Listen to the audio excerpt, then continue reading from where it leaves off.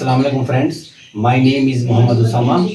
I am doing MLT in Islamia University of Rime Khan campus, and also I am doing practice in Fahim Clinical Laboratory Court Mitton under supervision respected Sir Tahir Rashid Ladik sir, lab in charge, and CEO doctor Abdul Razzaq Ladik saheb. तो आज मैं आपको बताऊंगा एक बीमारी के बारे में, एक डिजीज़ के बारे में, जो कि जिगर की, जिसे हम डिजीज़ कहते हैं, जिगर का हम इसे वायरस कहते हैं, जो कि आज के दौर में हर इंसान को ये बीमारी है। ठीक है ना, देखें इसे हम कहते हैं हेपाटाइटिस वायरस।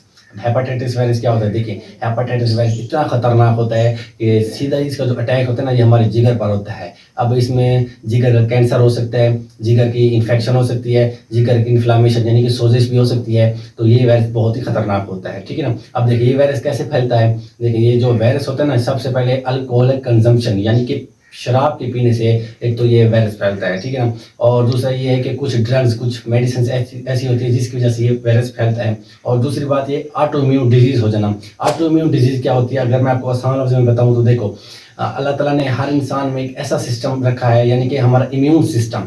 देखिए इम्यून सिस्टम, जिसे अगर मैं आपको आसान लफ्ज़ों में बताऊं तो जिसे हम कुव्वत मुदाफ़त भी कहते हैं।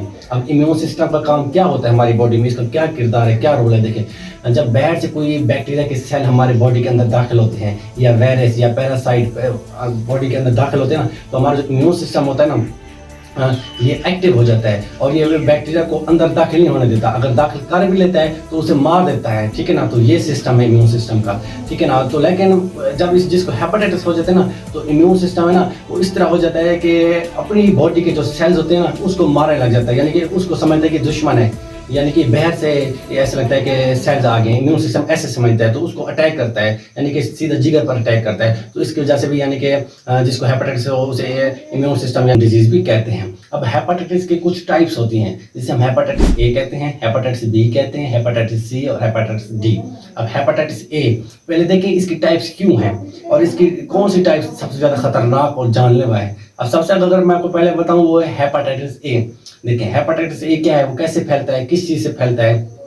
जो हेपेटाइटिस ए होता है ना, वो कॉन्टामिनेटेड फूड या वाटर। अब इसका मतलब क्या है? देखें ये जो वायरस है ना, ये बासी खुराक से फैलता है। ठीक है ना। बासी खाना जो होता है और काफ़ी दिनों से खाना पड़ा हो हम वो खा लेते हैं। ठीक है ना। उस चीज़ से हेपेटाइटिस ए हो जाता है, क्योंकि उसमें बैक्टीरिया फिर इंटर हो जाते हैं ना, बैक्टीरिया दाखिल हो जाते हैं, फिर वो बैक्टीरिया खा लेते हैं खुराक के जरिए, तो काफ़ी सारे नुकसानदेह हो सकते हैं। ठीक है ना।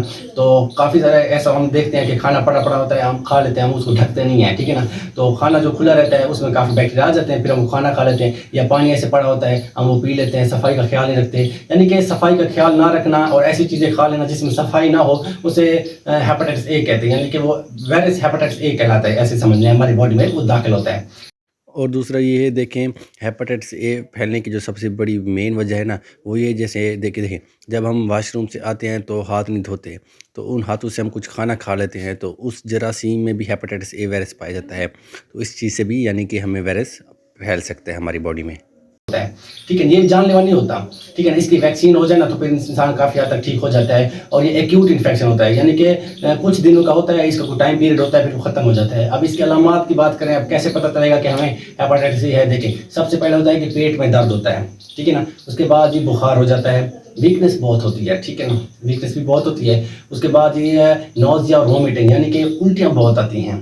ठीक है ना। इसमें ये अगर आपको अलामत हैं तो आपको इसका मतलब है हेपेटाइटिस ए हुआ है, और आपको चाहिए कि आप हेपेटाइटिस ए यानी कि टेस्ट करवा लें, ताकि ये देख सकें कि आप ये इन्फेक्शन की ओवरलोड कितना है, यानी कि आपके जिस्म में, आपकी बॉडी में इन्फेक्शन किस हद तक फैला हुआ है। ठीक है। उसके बाद यह जाता है हेपेटाइटिस बी, जिसे हम सरफेस एंटीजन भी कहते हैं। अब इसका मतलब क्या है? देखिए हेपेटाइटिस बी होता है कि बहुत खतरनाक होता है, बहुत ही ज़्यादा, ये तो जानलेवा होता है। इसे हम हेपेटाइटिस बी को जिगर का कैंसर भी कह सकते हैं। ठीक है ना। तो हेपेटाइटिस बी में क्या होता है, ये कैसे फैलता है? देखें सबसे पहले जो हेपेटाइटिस बी होता है ना, ये ऐसे फैलता है, अगर फॉर एग्जाम्पल किसी को हेपेटाइटिस बी पहले से हो, ठीक है ना, उसके थ्रू भी फैल सकता है। कैसे फैल सकता है? देखें एक तो ये कि सेक्स के दौरान भी फैल सकता है। जिसको हेपेटाइटिस बी हो ना, उसके साथ सेक्स नहीं कर सकते, क्योंकि उससे यानी कि वो वायरस फैल सकता है। दूसरा ये होता है, क्या होता है कि नीडल शेयरिंग, यानी कि जिसको आपने वो नहीं सूरज लगाई, ठीक है ना, और दूसरे को लगा दिया, वो ऑटोमेटिक उससे भी हेपेटाइटिस बी हो जाएगा। ठीक है ना। और दूसरा ये होता है कि ब्लड ट्रांसफ्यूजन क्या मतलब, अब देखिए जिसे हेपेटाइटिस बी का वायरस है ना, उससे हम खून नहीं ले सकते, ठीक है ना। अगर हम उससे खून लेंगे तो हमें भी हेपेटाइटिस बी हो जाएगा, ठीक है ना। तो इन सब चीज़ों से यानी कि हेपेटाइटिस बी फैलता है, इसके दौरान हम सेक्स वगैरह बिल्कुल भी नहीं कर सकते। और सबसे मेन जो चीज़ होती है ना, फॉर एग्जाम्पल एक माँ को हेपेटाइटिस बी का वायरस है, तो वो जब बच्चे को जन्म देगी ना, उस बच्चे को भी हेपेटाइटिस बी होगा, ये बात को याद रखिएगा, ठीक है। तो हेपेटाइटिस बी बहुत ज़्यादा खतरनाक होता है, ये जिगर का, इसे कैंसर कह सकते हैं, ठीक है। अब इसकी वैक्सीन भी करवाना बहुत ज़रूरी है। कोशिश कीजिए कि ये जो वायरस होता है इसके बॉडी के अंदर दाखिल होने से पहले आप इसे वैक्सीन करवा लें हेपेटाइटिस बी की, जो कि आम तौर पर ये सरकारी हॉस्पिटलों में मिल जाती है, ठीक है ना। और दूसरा ये है, इसके अलामात की बात करें तो सबसे जो मेन चीज़ है वो है पेट का फूल जाना, यानी कि पेट वो बाहर से निकल जाता है, ठीक है ना, पेट। और दूसरा है हमारा जो पेशाब है उसका कलर बहुत ज़्यादा डार्क हो जाता है, और ब्लोरबिन यानी कि पीला यरकान भी हो जाता है, जिसे हम सफरा कहते हैं, तो ठीक है। उसके बाद थकावट बहुत रहती है और बुखार भी हो जाता है, उल्टियाँ भी आती हैं, तो इसमें हम यानी कि इसे हेपेटाइटिस बी कहते हैं। अब देखिए जो हेपेटाइटिस बी है ना, उसकी वैक्सीन तो इस दुनिया में मौजूद है, वो अगर हम वो वैक्सीन लगवा लें तो इस वायरस से हम बच सकते हैं, ठीक है ना। अब देखिए उसके बाद आता है हेपेटाइटिस सी। अब सी क्या होता है, ये भी बी की तरह ही होता है, लेकिन ये बी से थोड़ा ज़्यादा खतरनाक होता है। क्यों होता है, देखिए सबसे पहले ये कि इसकी जो वैक्सीन है हमें दुनिया में नहीं मिलती, क्यों, क्योंकि इसकी वैक्सीन अभी तक बनी नहीं है, क्योंकि ये खतरनाक इस कदर होता है कि पूरी तरह से हमारे लीवर को डैमेज कर देता है, कि यानी कि हमें आखिरी स्टेज की बात की जाए तो इसमें मौत भी वाक़या हो सकती है। अब देखिए हेपेटाइटिस सी होता है ना, वो क्या होता है, वो भी किन चीज़ से पहले देखिए ब्लड ट्रांसफ्यूजन, मैंने आपको पहले भी बताया कि किसी से हम खून भी नहीं ले सकते, अगर ले लेंगे तो हमें हेपेटाइटिस सी हो जाएगा, ठीक है। नीडल शेयरिंग नहीं कर सकते, यानी कि किसी को अगर सुई लगाई सूरज की, हम नहीं लगवा सकते, अगर लगवाएंगे तो हमें भी हो जाएगा। तो इन चीज़ों से यानी कि हेपेटाइटिस सी भी हो सकता है, ठीक है ना। तो इसमें हेपेटाइटिस सी होता है, इसमें कुछ मेडिसिन वगैरह यूज़ होती हैं, तो बाकी इसका कोई प्रॉपर ट्रीटमेंट इलाज नहीं है, ठीक है ना। अभी तक इसका ये नहीं खात्मा नहीं हुआ इस वायरस का, जितना आप इलाज करवा लें इसका खात्मा नहीं हो सकता, ठीक है ना। और दूसरा है हेपेटाइटिस डी, लास्ट स्टेज जो है हेपेटाइटिस डी। अब ये हेपेटाइटिस डी होता है ना, ये भी बी की तरह ही होता है। ये जिसको हेपेटाइटिस बी हो जाए ना, तो समझ ले आपको हेपेटाइटिस डी भी होने वाला है।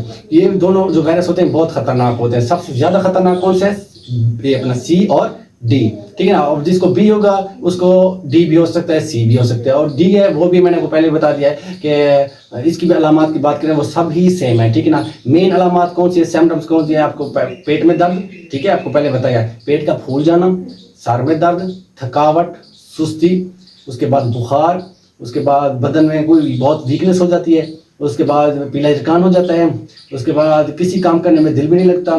इन सब चीज़ों से हम अगर आपको देखें, अगर आपको ये अलामात ज़ाहिर हो तो आप समझ लें कि आपको ये वायरस हो सकता है। तो आपको चाहिए कि आप किसी यानी कि लेबोरेटरी से टेस्ट करवाएं, देखें। उसके बाद ये जब पॉजिटिव टेस्ट आ जाता है तो हम इन सब टेस्ट का पीसीआर करवाते हैं। पीसीआर क्यों करवाते हैं, देखें, एक टेस्ट होता है स्क्रीनिंग टेस्ट और दूसरा होता है पीसीआर। महंगा कौन सा है, ठीक है, और सस्ता कौन सा है। देखिए जो सस्ता होता है ना वो होता है स्क्रीनिंग टेस्ट। इसमें क्या देखते हैं, इसमें बस ये देखते हैं कि टेस्ट जो है पॉजिटिव है या नेगेटिव, यानी कि इसमें लाइन शो होती है, ठीक है ना।